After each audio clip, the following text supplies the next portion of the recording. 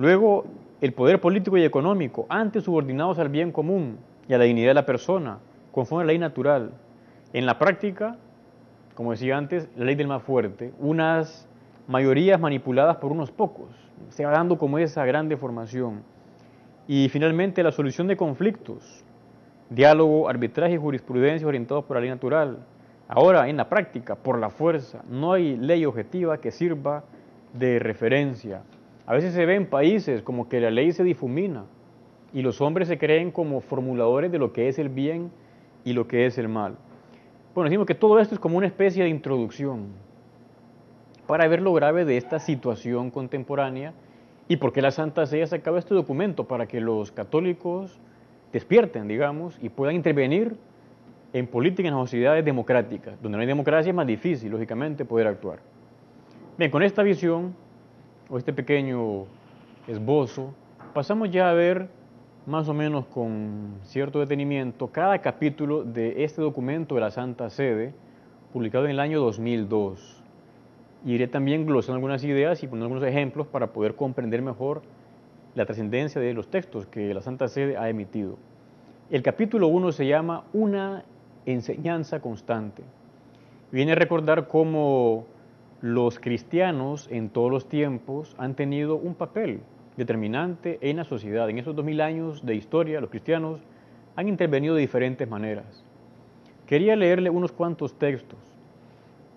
Es un documento muy antiguo, del siglo II, la llamada Epístola a Diogneto, que va hablando cómo aquellos católicos, cristianos, en el siglo II, eran vistos por los demás y qué hacían en las sociedades, en ese caso en el Imperio Romano.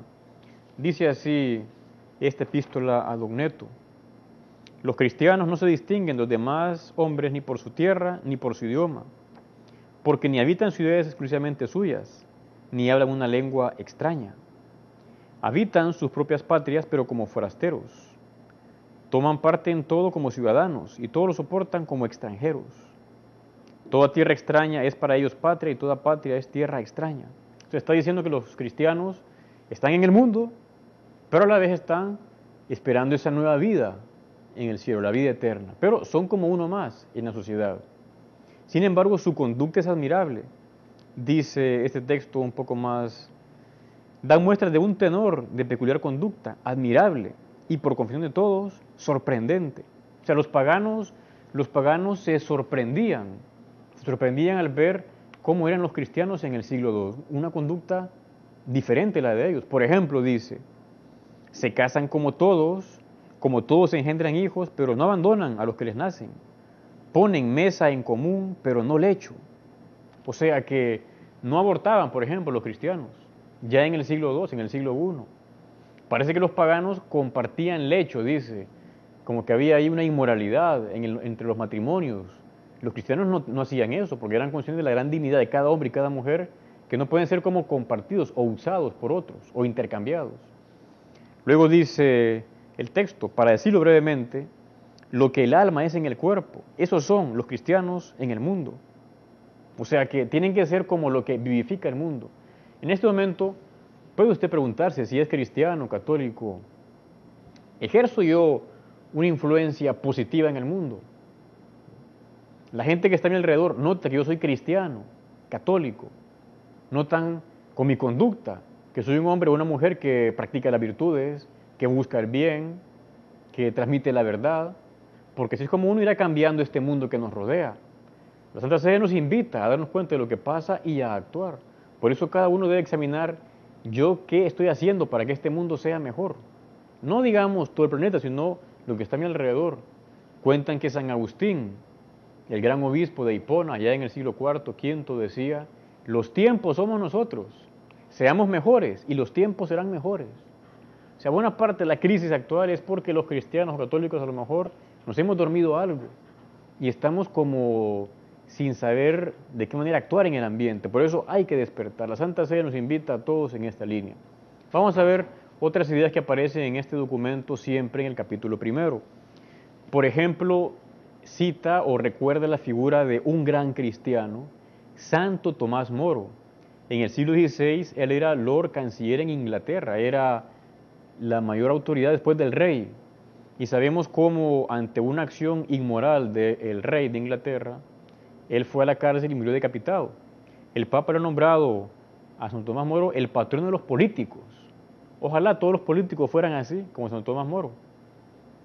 Él se dio cuenta que no podía separar la moral, la ética de la política. Estuvo sometido a una gran presión psicológica, pero fue coherente con sus ideas que estaban correctas. Por eso ahora es un santo que está en el cielo, patrono de los políticos, para mostrar cómo uno debe ir siempre en la línea del bien, en la línea de la verdad. Pero no solo los políticos, todo ciudadano debe contribuir, o sea, puede y debe contribuir al bien común en las sociedades democráticas, generalmente a partir del propio voto. Por lo tanto, decimos que los fieles laicos deben actuar conforme con su conciencia cristiana. Esto es muy importante, o sea, no pueden los laicos, usted que me está escuchando, no puede desentenderse de animar, vivificar la realidad temporal.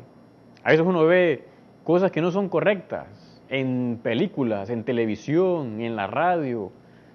Hay que saber eso, denunciarlo o escribir una carta, llamar para que esos medios sean correctos. O también actuación de personas públicas, todo eso, y también de personas, digamos, no solo públicas, también cercanas, todo eso debe ir siempre mejorando para que sea este un mundo mejor. Vamos a decir que quienes actúan así no actúan a nombre de la iglesia, lo veremos un poco más adelante. Cada uno actúa con su propia responsabilidad para que este mundo esté fermentado por estas ideas cristianas y por tanto sea un mundo más humano.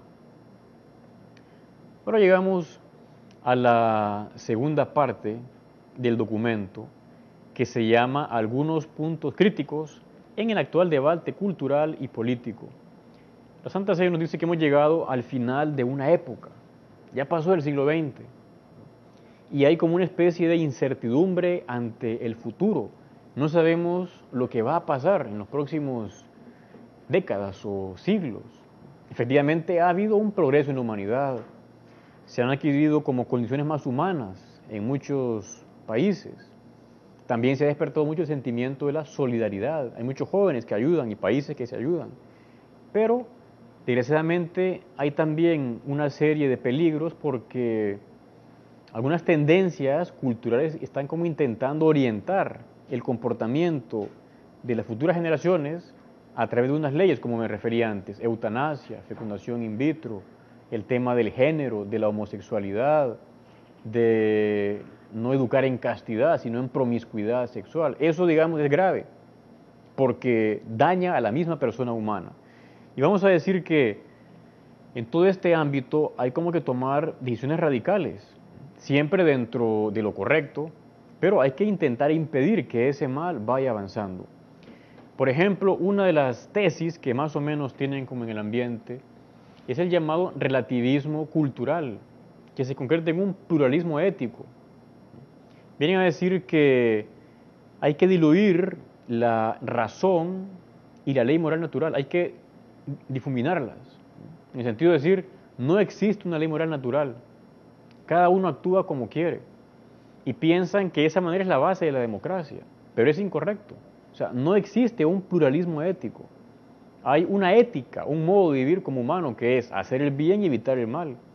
Todo lo demás que se salga de eso es incorrecto. Lógicamente habrán modos de vivirlo, pero nunca de manera que uno vaya contra la ética, que uno vaya contra la moral. Desgraciadamente algunos políticos o legisladores como que se dejan influir por corrientes que están de moda y aprueban leyes que son contra el mismo ser humano, contra la persona.